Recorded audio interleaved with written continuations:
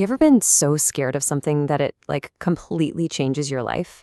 Well, today we're diving into this really powerful personal story from William O. Douglas about a deep-seated terror he had and the incredible journey he took to overcome it. Okay, let's get into it. This famous quote from Franklin W. Roosevelt is pretty much the key to this entire story. And it's not just some political statement, right? It's a really profound psychological truth. For William Douglas, the real enemy was never the water. It was the fear of it.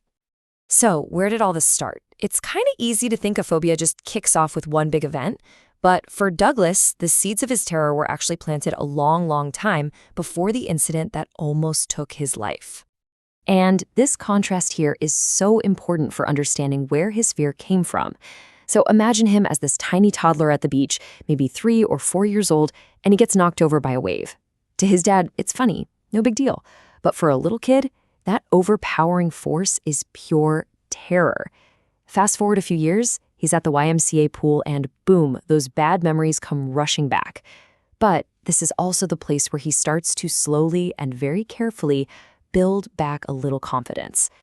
And this is where the whole story just takes a nosedive. It's that exact moment, when his guard is finally down, when he's just starting to feel a little bit of control, that disaster strikes. I mean, the timing just couldn't have been worse. All right, let's get to the main event, the one that turned a simple fear into this all-consuming, paralyzing phobia. And here's the thing, this wasn't really an accident. It was a thoughtless prank that had almost deadly consequences. Just try to picture this scene. You've got this quiet pool, and a young, pretty timid Douglas is just waiting for other people to show up. Then in walks this 18-year-old, a big bruiser, as he calls him, who just yells "hi, skinny," and chucks him into the deepest part of the pool. What was a joke to this older kid was, for Douglas, the beginning of an absolute nightmare. What's really remarkable here is that even in the middle of all that terror, his mind was still working. He wasn't totally panicked, at least not yet. He actually had a strategy. He was still fighting, planning his escape on the way down to the bottom. By here is where you see the brutal difference between a plan and reality. He thought he was going to pop up to the surface like a cork, but instead, he came up so slowly, it was agonizing. And when he finally opened his eyes, there was no air, no light, no edge of the pool, just that terrifying, dirty yellow water. And this is the point where he just loses all control. His body completely betrays him. The legs that he needs to kick, the legs he needs to survive, they just hang there, paralyzed, rigid. He's not in command anymore. Some great force is pulling him down, and his own body just refuses to fight back. This is the turning point. This is where rational fear becomes something else entirely. It's that sheer, stark terror, a primal panic that, like he says, has no understanding and zero control.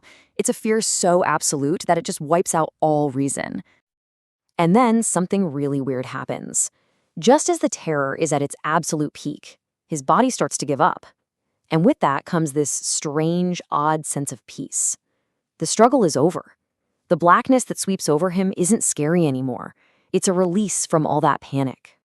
This is how his mind described that moment he lost consciousness, the moment he truly believed he was dying.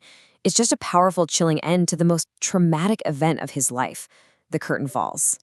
He was saved, obviously, but surviving the event itself, that was only the beginning of the battle. The real fight was against the ghost of that trauma, that lingering shadow it cast over absolutely everything. And the effects were, wow, they were profound.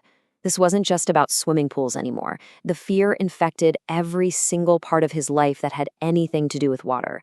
It totally stole the joy from his favorite things: fishing, boating, canoeing. An icy horror would just grab him, paralyze his legs, a constant physical reminder of that moment of helplessness. So for years, this fear just stayed with him like a handicap. But Douglas eventually made a choice. He decided he was not going to let this fear win. He was going to fight back, methodically and with a purpose. The instructor's method here was just brilliant. He didn't just throw Douglas back in the deep end. He deconstructed the entire act of swimming. Piece by piece, he helped Douglas master every little component: the safety of the rope, the control of his breathing, and, so crucially, getting his legs to actually work again. He literally built a swimmer, one piece at a time. So the instructor's job was done, but Douglas, he knew he wasn't finished, not by a long shot. He knew the real test wasn't going to be in some controlled pool with a safety rope.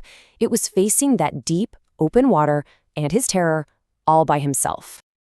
And look, he didn't just pick some random pond. He went to Lake Wentworth in New Hampshire and swam 2 miles across it. He went to the Titan River, to Warm Lake. These weren't just some casual dips in the water. These were declarations of war against his fear, proving to himself on a massive scale that he was the one in control now. And this leads to such an incredible moment of confrontation. He's out there, in the middle of a lake, and a little bit of that old panic starts to creep back in. But instead of giving in, he confronts it head on. He actually talks to it. He mocks it. And in that moment of pure defiance, the terror just loses all its power. It flees, and he swims on. So, after all that, what's the big takeaway? What's the point? Well, conquering his fear of water gave Douglas this much deeper, much more profound understanding of life, death, and fear itself. It's such a simple sentence, right? But it holds years of struggle, of terror, and finally, of triumph. He didn't just learn to swim. He conquered the one thing that had haunted him for most of his life. And from this whole ordeal, he walked away with this bigger philosophy on life. He realized that in death itself, there is a weird kind of peace. He'd felt it as he was blacking out. The true enemy, the thing that really torments us, is the fear of death. And by facing both, his will to live just became stronger than ever. And this is the ultimate reward, isn't it? It's not just about being able to swim. It's about being released from a prison of fear. He was finally free to live his life to the fullest, to climb mountains, and to just brush aside fear, knowing he'd already stared down the worst it could throw at him.